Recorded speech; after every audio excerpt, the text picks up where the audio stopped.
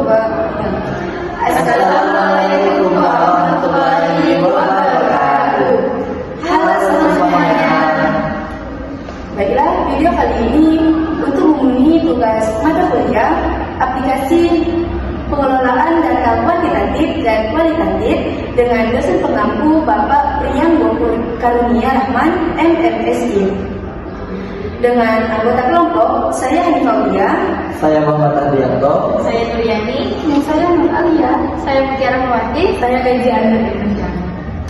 Baiklah, di sini kami akan menyampaikan hasil diskusi kami yang mana sebelumnya telah disampaikan oleh dosen pengampu dengan studi kasus seorang mahasiswa PAI sedang menulis skripsi tentang pengaruh pembelajaran Quran hadis terhadap akhlak siswa. Ia memiliki data kuesioner dari 50 siswa, tetapi 20 diantaranya menunjukkan hasil negatif. Agar hipotesisnya diterima, ia hanya menganalisis 30 data yang positif. Baiklah, dari studi kasus tersebut, di sini kami akan menjawab ada beberapa pertanyaan yang telah disampaikan oleh dosen pengampu. Untuk pertanyaan pertama, yaitu apakah tindakan mahasiswa tersebut etis? Jelaskan alasan Anda berdasarkan prinsip etika penelitian. Kepada Nur Alia akan menjawab pertanyaan dari soal tersebut. Baiklah, saya akan menjawab pertanyaan yang pertama, yaitu menurut kelompok kami, tindakan dilakukan mahasiswa tersebut tidak etis.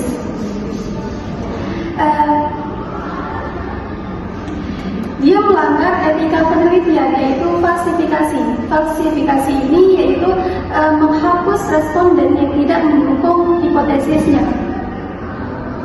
Seharusnya dalam etika penelitian, data yang harus dilaporkan itu apa adanya, baik itu hasil positif maupun negatif. Hal yang dilakukan mahasiswa tersebut juga tidak bertanggung jawab atas akuntabilitas hasilnya dan juga tidak mencerminkan prinsip kejujuran. Baik, hanya itu saja yang dapat saya sampaikan. Baiklah, selanjutnya yaitu untuk pertanyaan yang pertama, yaitu apa dampak dari tindakan ini terhadap yang pertama, dunia pendidikan Islam, kredibilitas penelitian, dan kebijakan pembelajaran di sekolah. Akan disampaikan oleh Mutiara Mawati dan Kezia Indonesia. Baiklah, saya akan menjelaskan tentang apa dampak dari terhadap dunia pendidikan. Yang pertama, yaitu ada menurunnya kualitas penelitian PAI karena hasil yang tidak akurat membuat penelitian tidak bisa dijadikan rujukan ilmiah yang lebih kuat dan menghambat pengembangan ilmu serta pembelajaran. Baik, selanjutnya yaitu ada kredibilitas peneliti. Pada kredibilitas peneliti ini tidak akan dapat dipercaya dan tidak akan sesuai apabila dapat mengganggu reputasi akademik. Terus yang terakhir yaitu ada kebijakan pembelajaran di sekolah. Nah, pada kebijakan pembelajaran di sekolah ini, kebijakan yang diambil berdasarkan hasil data penelitian itu akan tidak terarah dan tidak sesuai apabila datanya itu palsu. Nah, ini dapat merugikan pihak siswa, guru, dan juga sekolah. Mungkin itu saja penjelasan dari saya. Baiklah, selanjutnya yaitu untuk pertanyaan yang ketiga, apa alternatif solusi yang seharusnya dilakukan oleh mahasiswa tersebut? Akan dijawabkan oleh saya sendiri, Hanifah Ulia. Baiklah, mahasiswa tersebut seharusnya jujur dalam melaporkan semua datanya, baik itu data positif maupun data negatif. Jika hasilnya tidak sesuai dengan hipotesis, maka bisa dijelaskan dalam pembahasan terdapat faktor yang mempengaruhinya.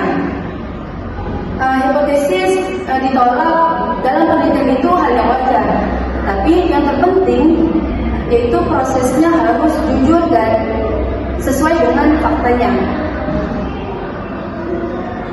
Pertanyaan yang terakhir yaitu tentang kaitan kasus ini dengan nilai-nilai Islam. Sebutkan satu ayat atau hadis hadis yang relevan akan disampaikan oleh Muhammad Ardianto. Nah, Islam mengajarkan bahwa kejujuran itu sangat penting. Allah berfirman dalam Quran surat Al-Ahzab ayat 70 yang artinya, wahai orang-orang yang beriman, bertakwalah kepada Allah Subhanahu wa taala dan ucapkanlah perkataan yang benar. Nah, di sini Allah menekankan bahwa pentingnya berkata jujur dan berkata benar. Seperti penelitian kita harus memiliki data yang jujur dan perkataan yang kita benar. Baiklah, mungkin itulah jawaban dari pertanyaan-pertanyaannya. Yang terakhir yaitu kesimpulan hasil jawaban dari kelompok kami, yaitu akan dijelaskan oleh Nuriani. Baik, jadi kesimpulan dari kelompok kami terkait kasus tersebut yaitu tindakan mahasiswa yang hanya memilih data kuesioner positif tidak etis karena bertentangan dengan prinsip etika penelitian. Prinsip ini salah satunya yaitu kejujuran, dampaknya bisa di dunia pendidikan Islam, menurunkan kredibilitas peneliti serta menghasilkan kebijakan yang salah di suatu sekolah. Maka solusi terbaiknya adalah peneliti atau mahasiswa tersebut harus jujur melaporkan semua data kuesioner yang telah diperoleh, maupun itu data positif maupun negatif. Dalam Islam, kejujuran sangat dijunjung tinggi sebagaimana perintah Allah Subhanahu wa taala dalam Quran surah Al-Ahzab ayat 70. Baiklah, itulah kesimpulan dari kelompok kami. Saya alihkan ke moderator. Baiklah, mungkin ini saja penyampaian hasil diskusi dari kelompok 2. Jika terdapat kesalahan dalam penyampaian, kami semua mohon maaf. Kepada Allah kita sama-sama mohon ampun. Kami akhiri, wabillahi taufiq wal hidayah. Wassalamualaikum